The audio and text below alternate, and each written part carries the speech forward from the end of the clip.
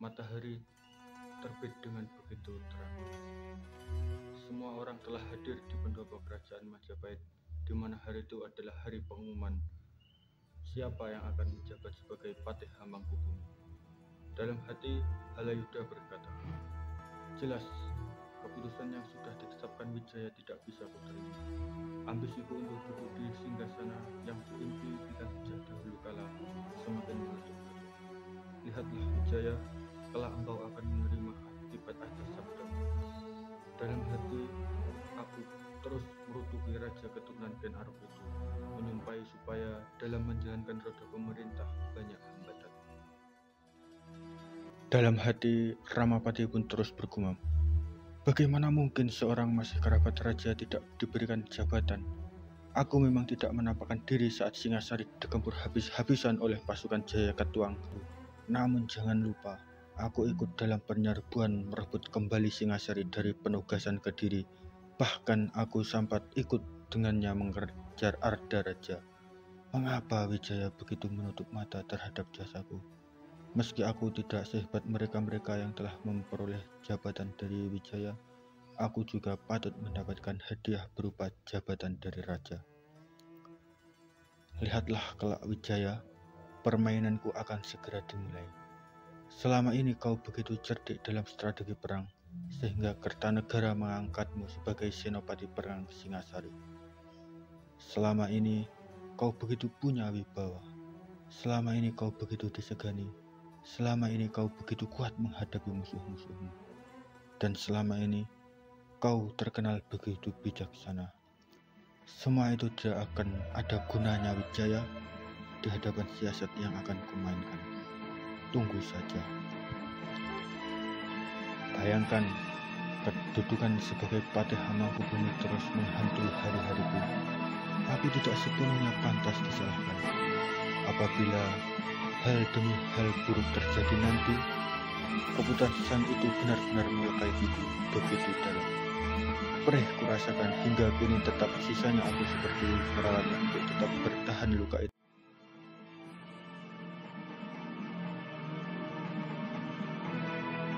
Aku tidak akan melawan para petinggi Majapahit dengan amarga. Tentu itu bukanlah hal yang bodoh. Aku menyadari akan kemampuanku dalam melakukan itu. Ramapati pun terus menggerutu dalam hatinya dan bergumam menyumpah-nyumpahi keputusan Ramawijaya atas diangkatnya Patih Hamangkubumi Nambi sebagai Mahapatih Kerajaan Majapahit. Lalu, dengan apa aku menyiapkan mereka? Bagi seorang pendekar, Badak mengasah terus kata-kataku, terus mencari ungkapan yang tepat untuk berbicara dengan Patih Nambi. Ya, dengan Patih Nambi, aku semakin benci dengannya. Semenjak ia diangkat menjadi Mahapatih, orang Lumajang itu pintar mencari muka di hadapan Wijaya, sehingga orang-orang yang melihatnya akan menaruh hormat padanya. Orang itulah yang akan aku gunakan sebagai umpan permainan pertama.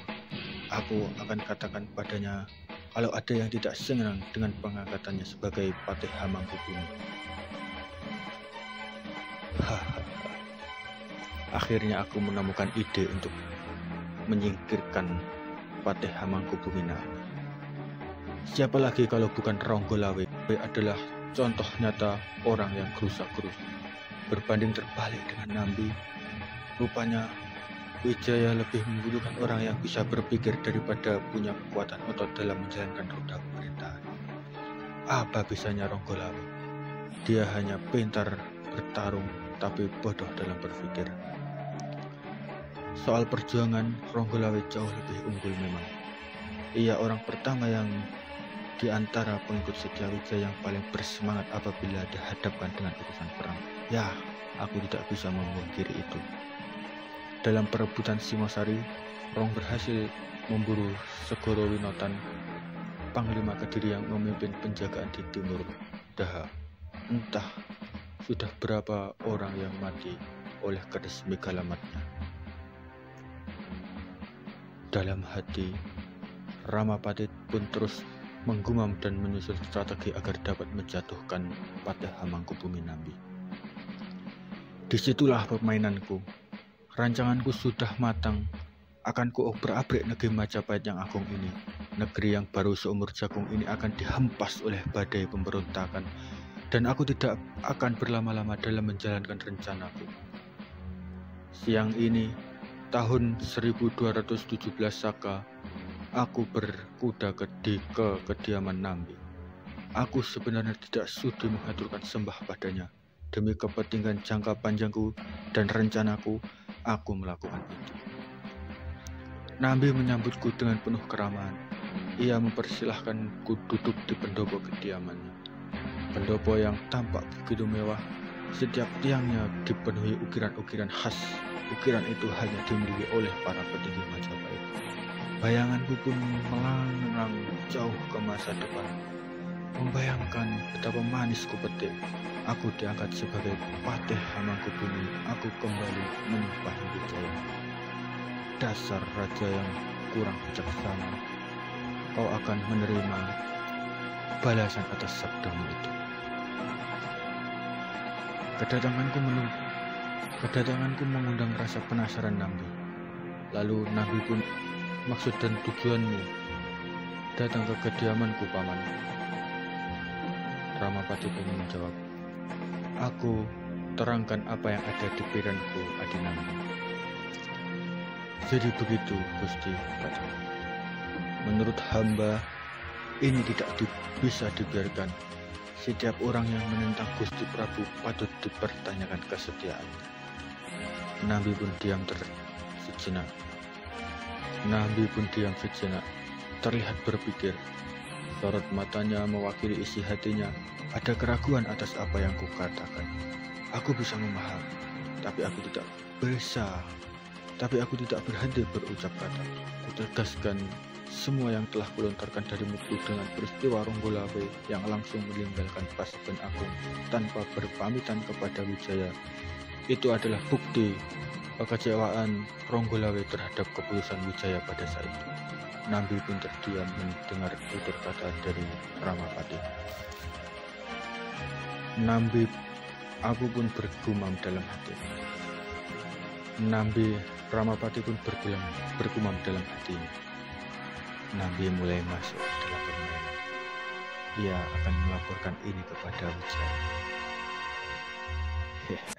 Tunggu saja, Wijaya. Siasatku telah kumulai. Usai pertemuan itu, aku langsung memacu kudaku menuju Tuban. Kutemui Ronggolawe yang telah menjadi adipati Tuban itu. Sama seperti kedatanganku ke Nambi, Ronggolawe heran. Ada apa gerangan, kata. Ada apa, Paman? Ramapati menjawab. Pengangkatan Nambi telah menandakan Gusti Prabu selama itu tidak senang dengan kehadiran Gusti Ronggolawe. Atau mungkin ada orang yang bermain dalam kebutuhan bersama itu. Ramapati berucap dalam hati. Ini jelas tidak adil, Gusti. Sekarang jasa Nambi apa? Sementara Gusti Ronggolawe begitu besar. Apalagi saat perebutan Singosari dari tangan Kediri. Lebih-lebih Gusti Lembusora jauh lebih besar daripada Nambi. Tangan Nambi bersih dari noda jabatan Patih. Kau betul, ucap Ronggolawe. Yang seharusnya memperoleh jabatan itu Paman Lembusora, bukan dia. Jujur saja, semenjak Prabu mengangkatkan nama yang akan menjadi Patih Nambi, aku kecewa. Itu kenapa aku langsung pergi tanpa pamit kepada Gusti Prabu saat itu. Ramapati pun berkata, saya bisa merasakan kekecewaan yang Gusti rasakan. Selanjutnya, Ramapati pun bergumam dalam hatinya, bodoh kau Ronggolawe, batinku. Semua ujaranku dimakan mentah-mentah tanpa sisa. Ronggolawe naik darah. Ia menghadap Wijaya dengan mengutarakan keberatannya di hadapan para petinggi kerajaan. Lembusora mengatakan dengan penuh rendah hati, ia sama sekali tidak pantas mengemban jabatan itu. Setelah Ronggolawe dengan terang-terangan menyebut siapa yang pantas, emosi Nambi terpantik. Kedua petinggi itu beradu mulut di hadapan Wijaya seakan-akan tidak ada raja di dekat mereka. Ronggolawe pun menentang Nambi dengan adu kanuragan. Ronggolawe keluar begitu saja tanpa hormat sedikit pun kepada raja. Ia menunggu di luar istana. Aku tersenyum, penuh kemenangan melihat semua itu. Lembu Sora memohon ingin kepada Wijaya agar ia diberi kesempatan untuk menenangkan Ronggolawe keponakannya itu yang telah bersikap kurang ajar kepada raja. Aku rasanya ingin mencegah Lembu Sora keburu berjalan keluar. Selanjutnya, aku tidak tahu apa yang akan terjadi di luar. Aku harap-harap cemas. Aku ingin Ronggolawe tetap berpegang teguh pada pendiriannya, sehingga ia terus merawat dendam. Dan laporan Lembu Sora membuatku mau tidak mau menerbitkan senyuman. Walaupun senyuman ini palsu, Ronggolawe tetap pada pendiriannya. Wijaya sangat marah. Lembu Sora meminta maaf atas kelakuan keponakannya itu, Ronggolawe. Hal yang harus aku lakukan sekarang adalah kembali ke tempat Ronggolawe dan mengatakan kalau Nambi beserta begundalnya akan menumpasnya.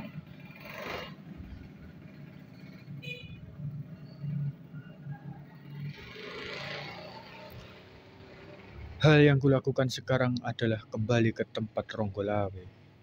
Mungkin itu yang harus aku lakukan. Aku akan mengatakan kalau Nambi beserta pasukannya akan menumpas Ronggolawe dan pasukan Tuban. Ronggolawe terlanjur dibakar oleh amarah sehingga menyiapkan pasukan untuk berperang menghadapi pasukan Majapahit. Kepada Nambi, aku kembali memainkan permainanku. Aku berkata, Ronggolawe tidak mau berterima kasih dan meminta maaf kepadamu, Nambi.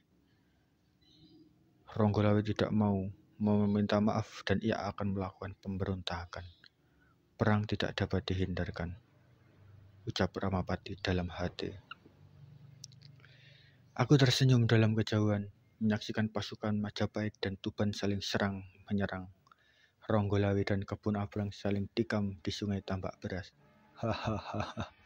Kebo Anabrang berhasil melumpuhkan kuda Ronggolawe.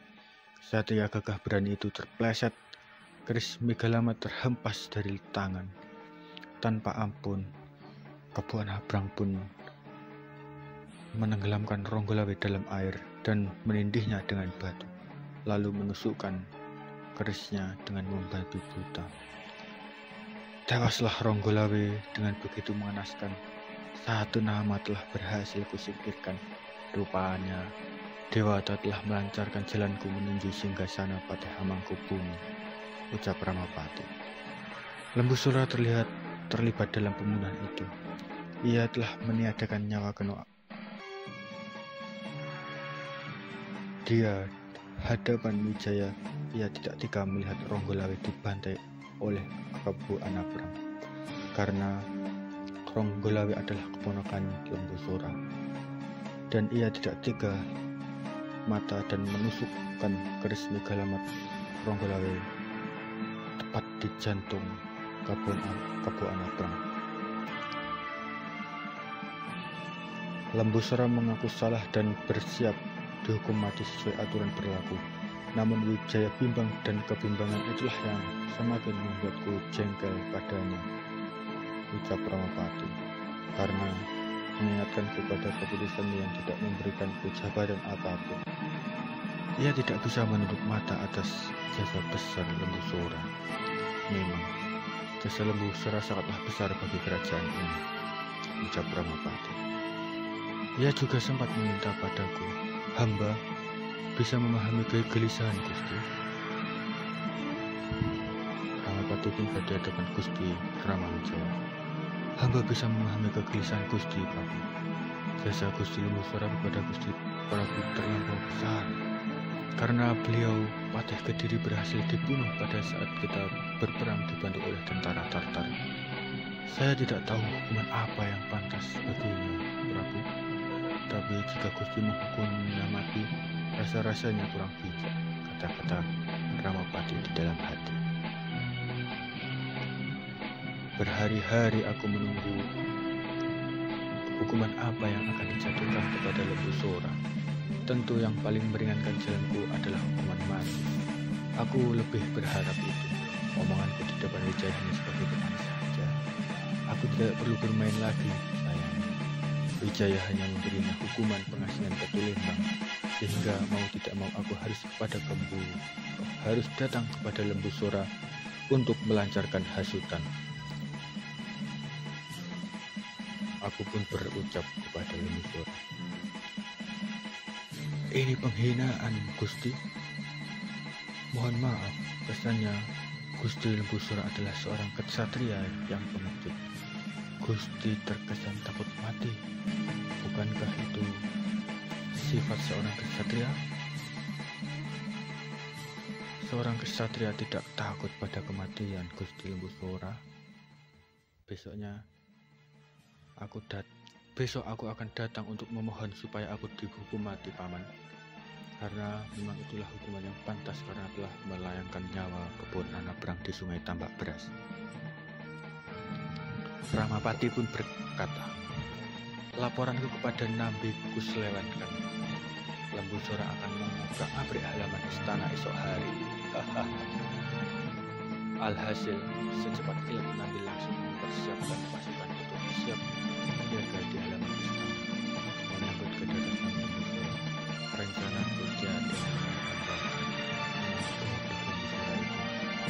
dengan mudahnya dia dihasut. Begitu pula dengan Nambi. Dia mentah-mentah menerima surat dari Lembu Sora yang telah kuselewengkan itu. Lembu Sora langsung diserang oleh pasukan yang telah disiapkan oleh Nambi. Lembu Sora pun membagi kuta bersama Gajah Biru, orang kepercayaan Wijaya beserta beberapa orang perwira yang telah dipilih untuk mengawal perjalanan ke Majapahit. Lembu Sora kelelahan, ia akhirnya dapat dengan mudah dibunuh. Ramapati pun berucap, "Yang selama ini kau dewakan tidak ada apa-apanya. Ronggolawe, Kepurna Brang, Lembu Sora, mereka bodoh semua. Sekarang helangku tinggal Patih Nambi seorang. Patih Hamengkubumi semakin dekat dengan Dewata Agung telah merestui untuk duduk di jabatan itu. Lalu kapan aku akan menyingkirkan Nambi? Untuk begundal Majapahit yang satu itu, aku tidak akan gegabah. Aku bisa celaka. Jabatannya di Majapahit tidak main-main.